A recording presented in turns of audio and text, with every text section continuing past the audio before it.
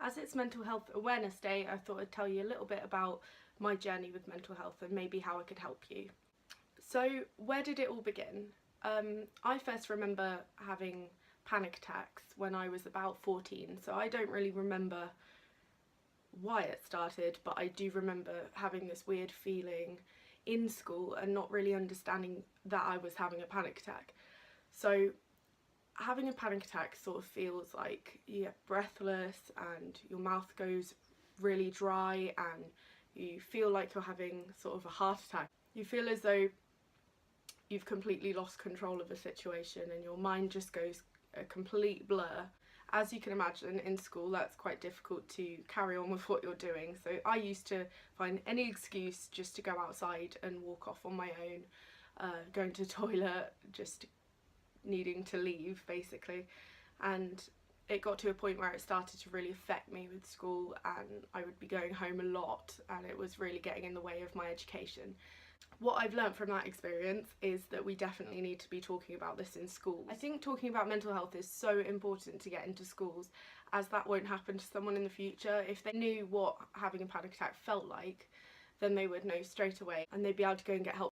So what was causing my panic attacks was a mixture of being a teenager and going through all of those hormonal times where you don't really know who you are, you're trying to find yourself, wanting to look different but not being allowed to in school, not really fitting in and feeling like, although everyone was going through these hormonal times, almost feeling like mine were worse than other people's, or one day would be a lot worse, the next day I'd be completely different, and changing through all those feelings.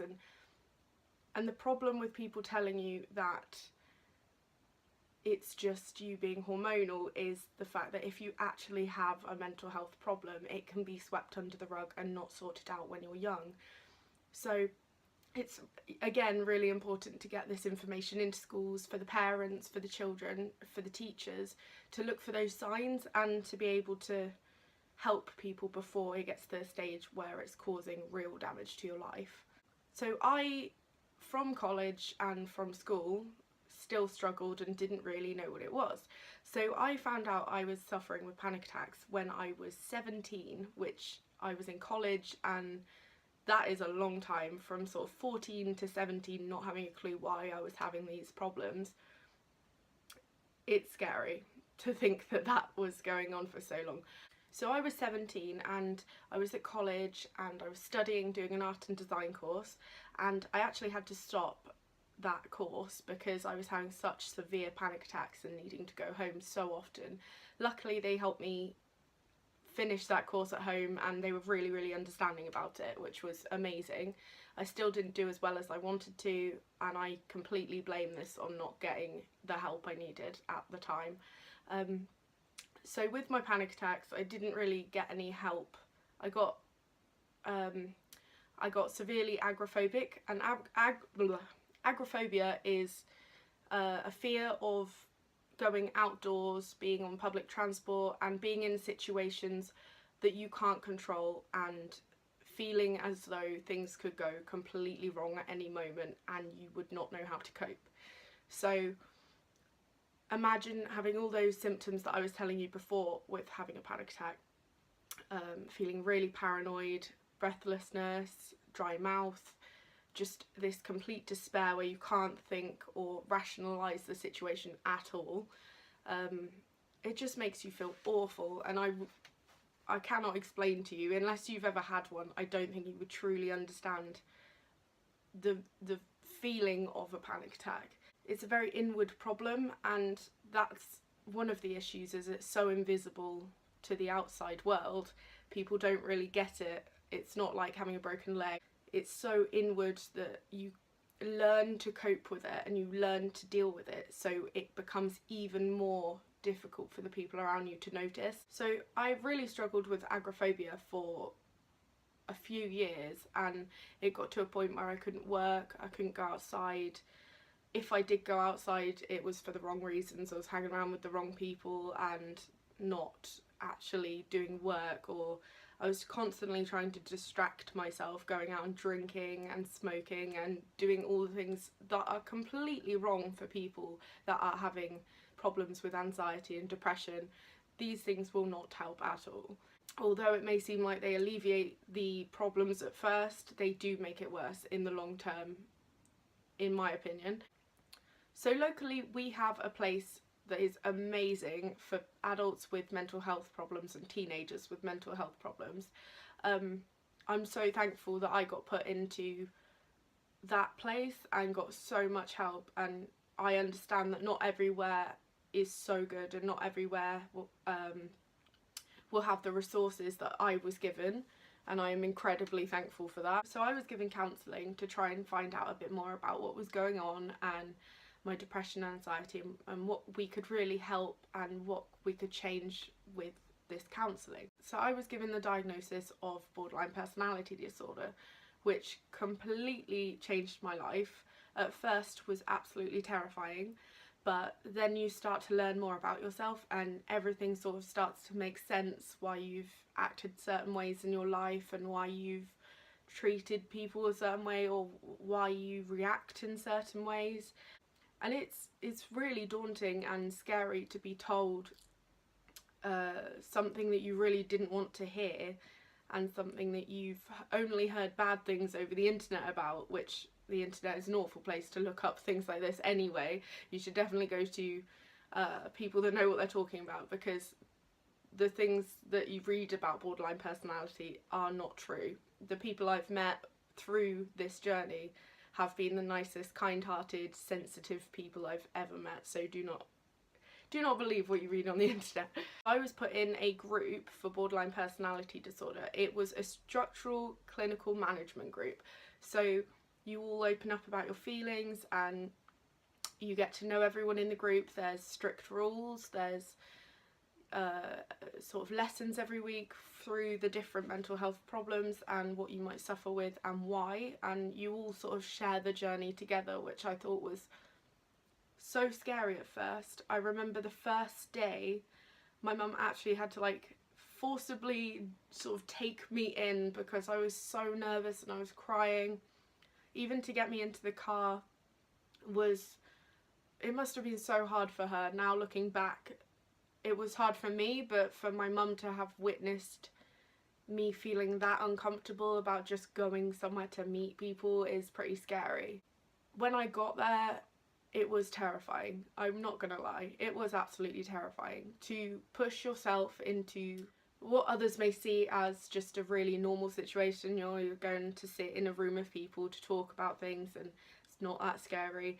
It is for someone with agoraphobia and panic attacks. The thing that reassured me was you're going and sitting with people with the same problem as you. So if you have an issue, if you start crying, if you have a panic attack, if you need to leave the room, it is the best place to be, because all of those people know what you're feeling, all of them want to help, and the people running the group are the people that can help you the best. They know what to do, they can keep you in a situation when you're feeling like that, which is one of the best ways to actually get over anxiety, is to stick in the situation that you're feeling rubbish in, and knowing after the panic attack has finished that you've stayed in the situation and nothing's happened to you. That is the best therapy technique I ever learned. So I would say borderline personality disorder for me is being told my whole life I'm oversensitive, when actually there was something going on that makes me feel like this. Finding out gives you the reassurance that you're not mad, that you're not crazy, that there's biologically something going on and a reason behind your behaviour, instead of it just being, oh, that's you, that's it. So you could go from being the happiest person to the most suicidal person in a day, and that may sound completely ridiculous to people how you can switch, but it's so indescribable. Like, I don't even know how to tell someone what it's like. It's almost like someone's just pressed a switch on your back and you've gone from being really happy, chatty, bubbly, to the most antisocial, grumpy person in the whole world, and you can't do much to control it when you don't know enough about it to control it. So when I was younger, I would stay in these moods for a lot longer. They would be very noticeable, and it would be very, very difficult for me to even notice that I'd gone into another stage. That's the other issue, is with it wholeheartedly being your personality and your moods changing, you don't really notice because it's you. It's not done on purpose. It's so odd. And it's only these little things that I notice sometimes that actually make me go, oh, okay, I'm in that mood now. Or it's so difficult to explain. The thing with therapy is they really help you to learn about what your, I hate to say it, but triggers are, and why you react in certain ways, and how you can get yourself out of that. So how to get out of those moods for me is music, watching films, having some time on my own, which I used to absolutely hate when I didn't know enough about myself.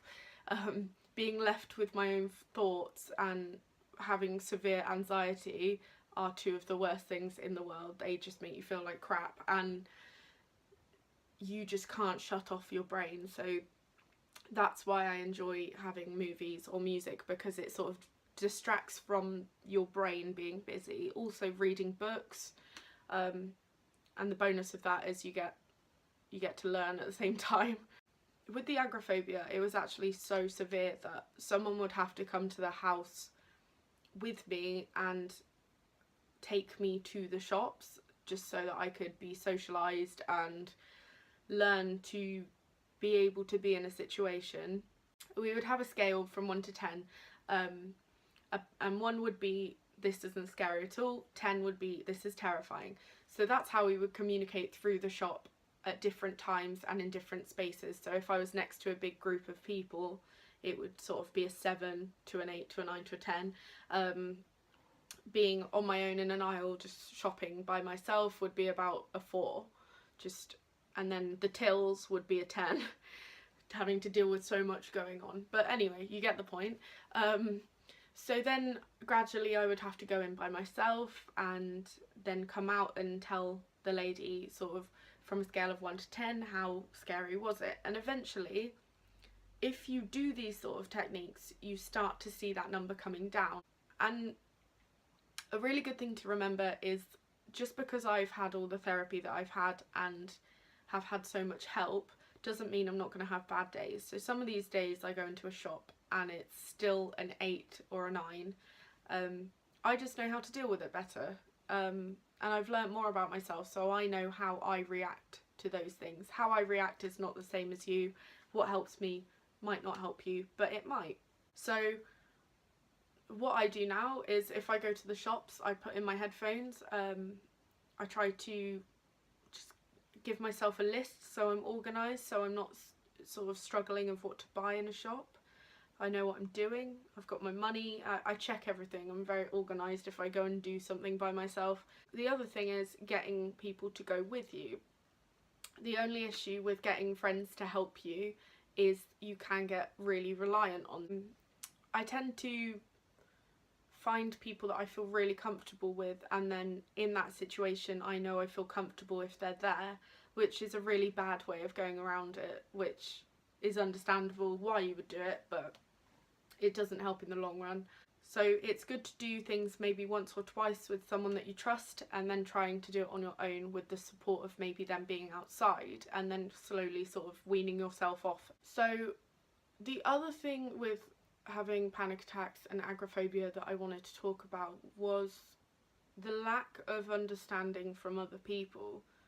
See, I'm used to getting people staring at me because of how I look and having tattoos and the way I choose to make myself look different to what normal people would say they would prefer me to look like, or what other people look like. So I don't really help myself there, but it's how I like to be, it's how I see myself, it's how I express my emotions.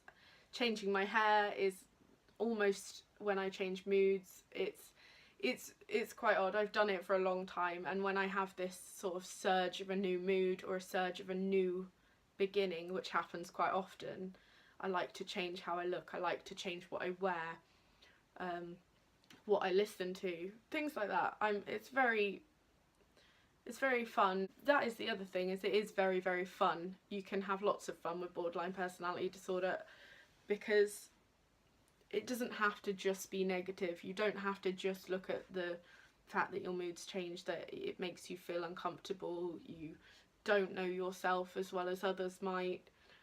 You don't have to focus on those. You can see it as, from an artist's perspective, I changed the way I draw a lot, I changed the way I sing a lot,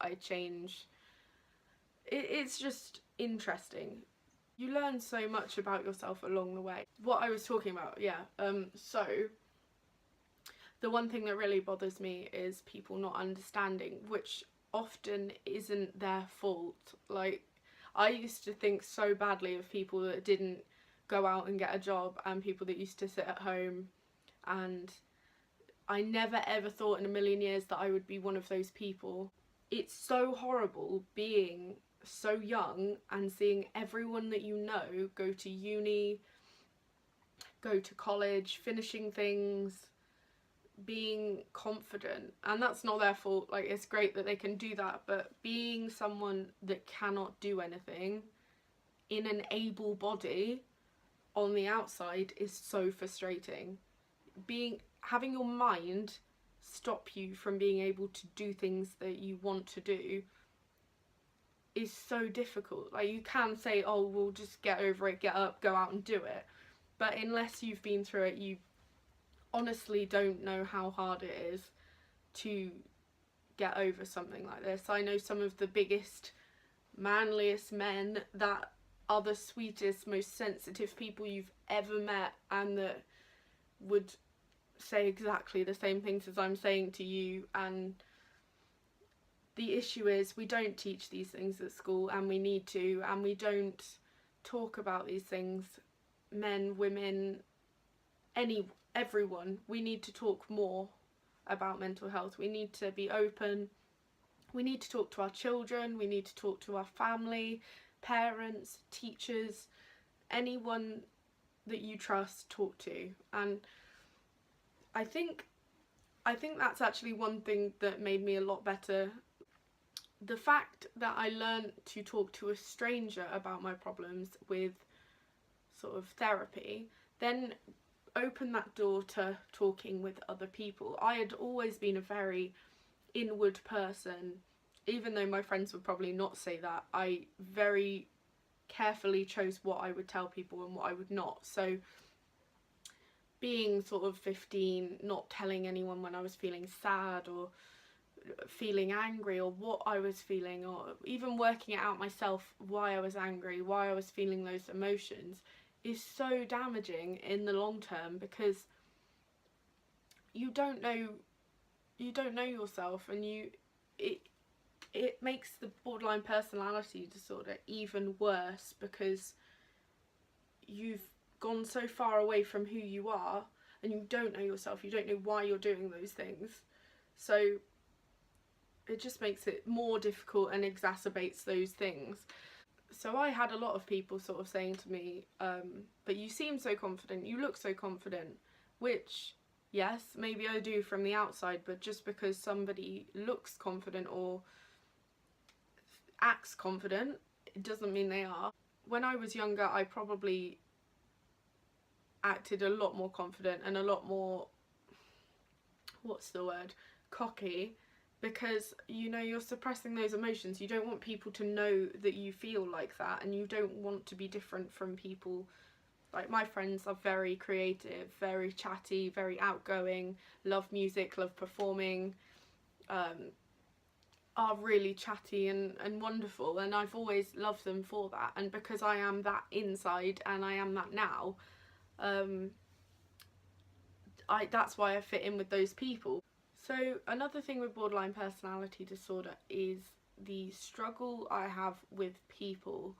So me personally, this, just because I have these things doesn't mean that other people with borderline personality disorder will associate with or agree with.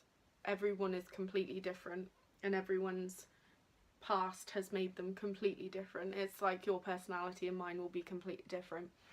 So if you'd asked me about 2 years ago where I would be now, I would probably be really, really depressed and tell you I would not be here. That would be my answer 2 years ago, which is horrible to think, but at the same time important for other people to hear, because if you're in the same situation as me, where you're stuck at home, not able to do anything, if you're just feeling crap and you feel like nothing will ever change, you have to just look up videos of people that have got through this, talk to your family. You'll be surprised how much they've been through themselves, how much experience they have. What I wanted to do was talk to people that have possibly been stuck in the same situation as I was for a long time.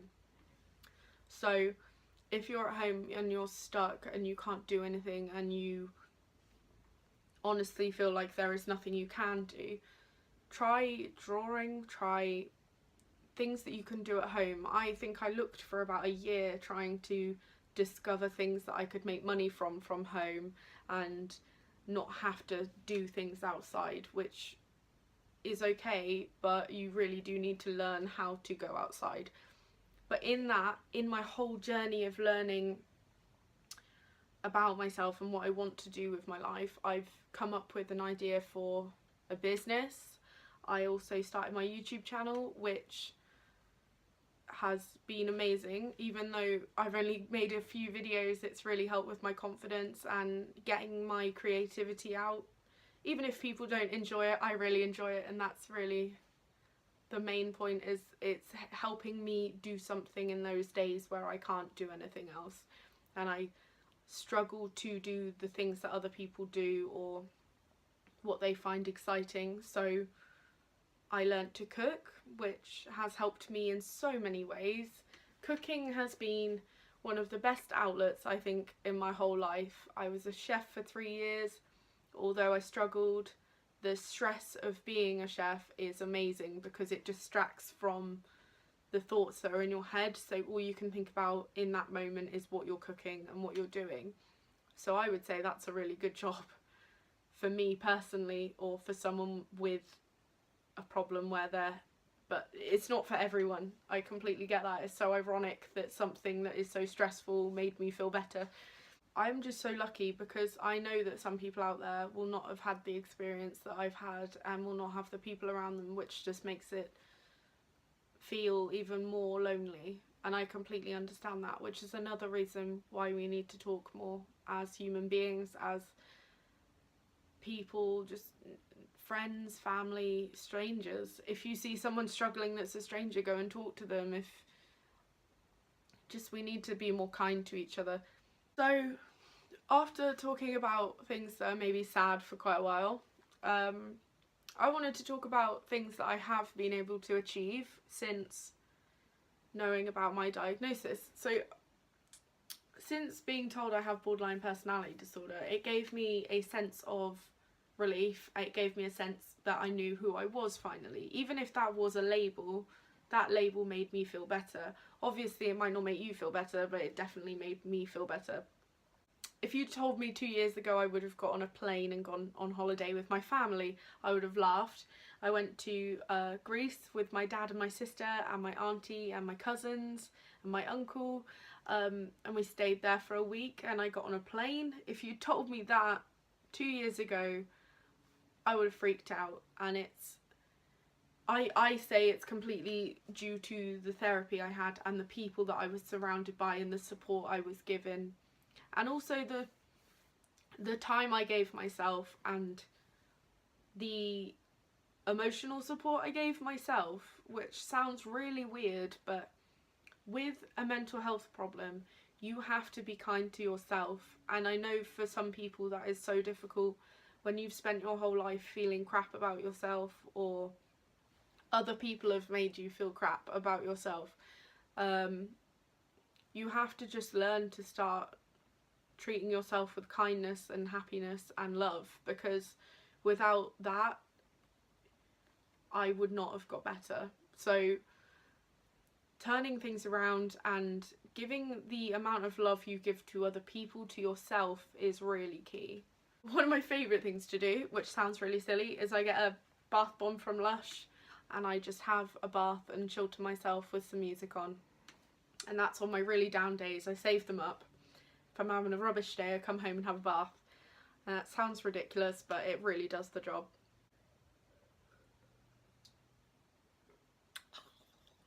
The other thing that really helped me was writing a diary.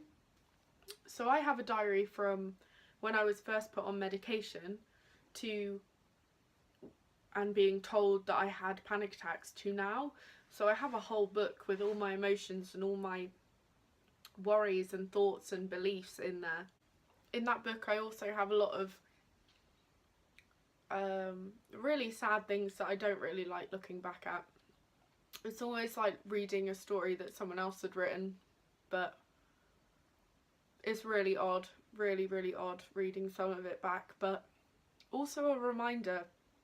I think writing things down is so important because, as I said, it's almost like you're looking through a window into someone else's life, and you get to look back and just think, I'm not that person anymore, and that's amazing. Like, if I still thought like that, I'd feel so bad for myself, and that's why I wanted to make the video, to help other people that maybe feel like this, and just know that you're not on your own.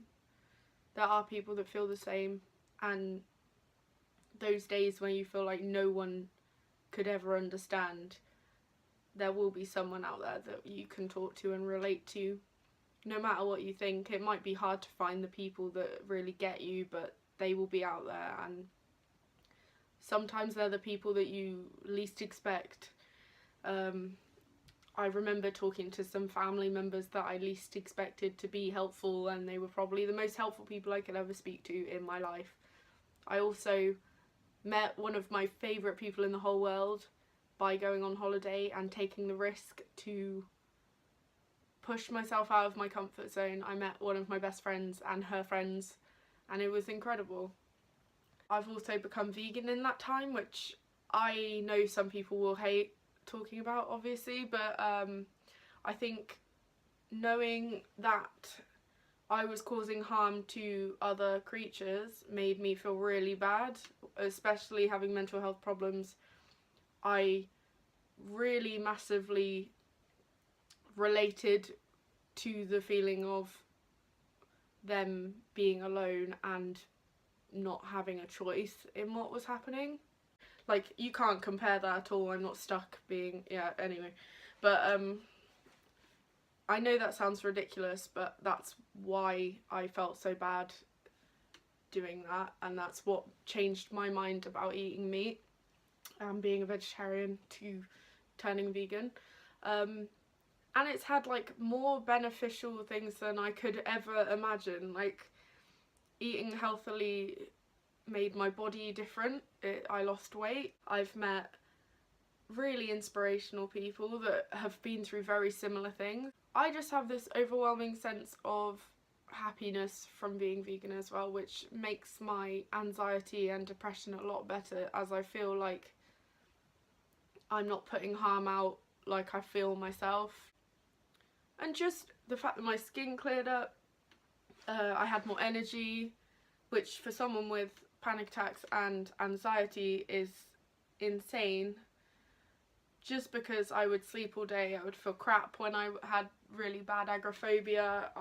Panic attacks and borderline personality disorder just made me constantly knackered. The mental strain of constantly being so aware and so uncomfortable with everything around you just makes you so tired, so you just sleep all the time. I would say some of the best things to remember from this would be open up to people that you know and trust. Do not open up to people that you can't trust. They just make you feel like crap for things and use it against you. With borderline personality disorder, you have to be really careful with who you tell certain things to, because I've had people learn the things that I don't personally like, or things that really trigger me, and then they use it against you. So you have to tell people that you love, that you trust, and that care for you and won't use your illness against you. So one of the things that people with borderline personality disorder struggle with is relationships with other people, which I completely relate to because I've always had real troubles with friends and partners.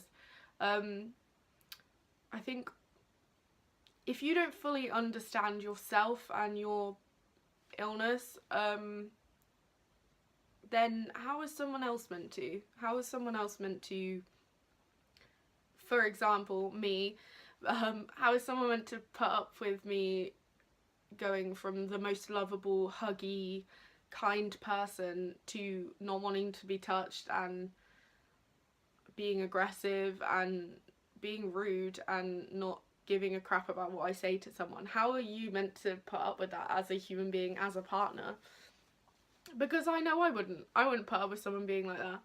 So I think knowing yourself is key, and really learning what makes you behave how you do is so important. Like, I'm so lucky to have a boyfriend now who I explain everything to, and he just loves me for me and is so good with how my moods go and just understands. Like, you'll meet someone that completely understands you, whether that's a friend, family, or partner. I was so scared to get into a relationship for so long. I had a bad breakup and lost all my friends, and really struggled to get back on my feet after that. But when I did, I was better than ever. And like, from that, you take a lesson, you take life lessons. So you learn how you want people to treat you as well, which is really important in life, because unless you have boundaries and unless you have rules that you stick by with how you treat people and how people treat you, you won't get better, because you'll let people treat you like crap. And with people treating you like crap, reinforces those feelings that you're not important, that all of those horrible feelings you have about yourself are correct when they're not, and when they're completely changeable. If you do have a problem, they are completely changeable. So I struggled with going outside, which obviously made it very difficult to have a job. When you find out more about yourself, you start to learn that with all the bad things that happen, there are positives no matter what you think. So everyone going off and doing their own thing in my life was amazing, and I was so happy for them. It was torture. It was torture to watch all of my friends go off and live their lives and get what they wanted, and what I wanted, more importantly, was like what I was seeing other people do, and it was so difficult. But from that, you really take the bad or the good, and it's your choice what you take from it. At first I thought, oh god, why me? Why do I not have these things? Why can't I do those things? And if you stay in that bubble of negativity where you just think, why me? Why me? And you don't question, what can I change? Why am I behaving like this? Why can't I change this? What can I do? What are the small steps that are achievable that I can do to get to where I want to get? And you really have to switch it around. Like, without seeing my friends go and do the things that I wanted to do, I wouldn't have had the urge to carry on wanting to do them, if that makes sense. Like, seeing my friends travel made me want to travel, which then led me to planning out how I could do it. So I planned out what I was going to wear every day, what I was going to take quite months in advance, what I wanted to take, what I wanted to do there, things that could relax me on a plane.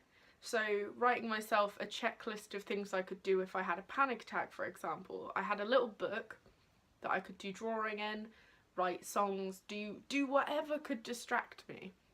So I did some drawing, I did some poems. I did all sorts of things in that book, but more importantly, when I did have a panic attack on that plane, I managed to calm myself down in the space of about 2 minutes because I had this checklist, and it was so good. It was listen to some music, eat something different. This technique's called grounding, and it's where you do these different things that basically bring you back to being you. So if that makes sense, I'm really bad at explaining. So basically, having a sweet takes you away from those thoughts you're having, and that sort of, it feels almost out of body experience. So eating a sweet and tasting something brings you back to your center, brings you back to you. Listening to music is another sense. Touching something soft, touching something you like the feel of, smelling something, and then looking at something really interesting, or so watching something, or one of these, you know, there's thousands of these relaxing videos on YouTube now about how to calm down, like breathing exercises, so many things out there.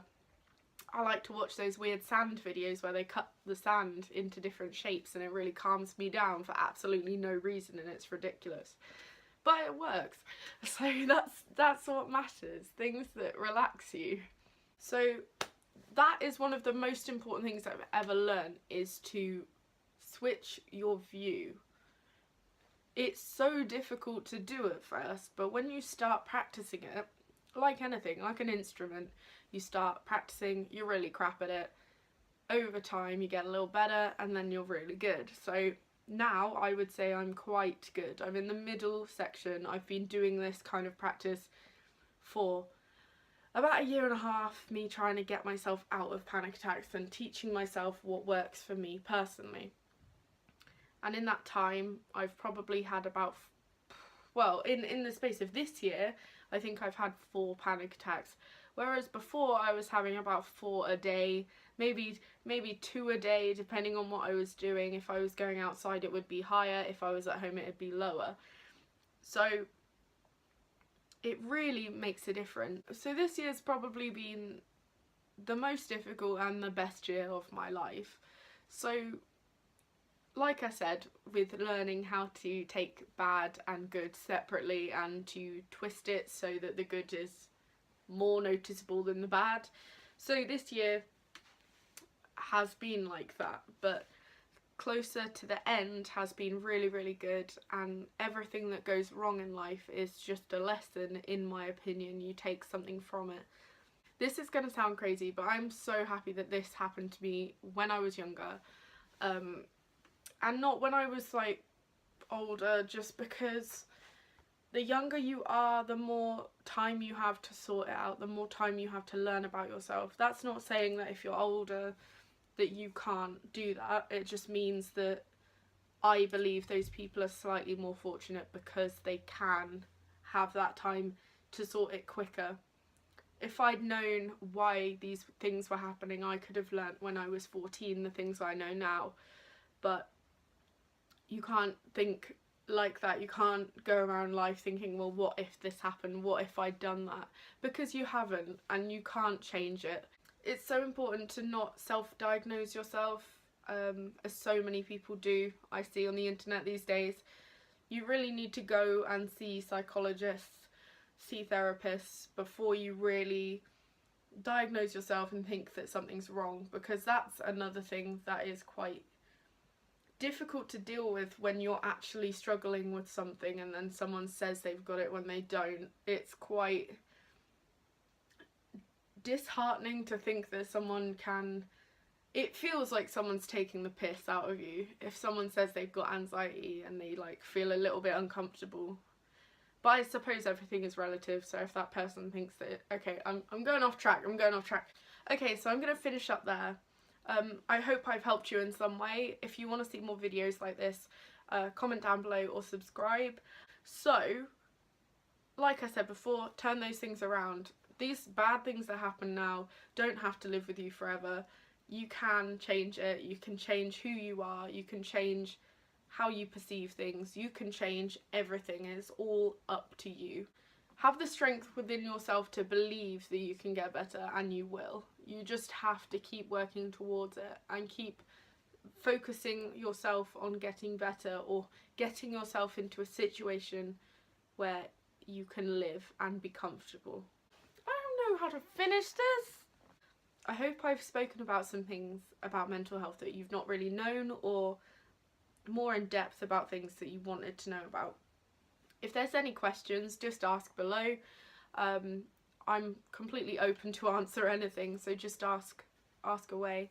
So I hope I've helped someone out there.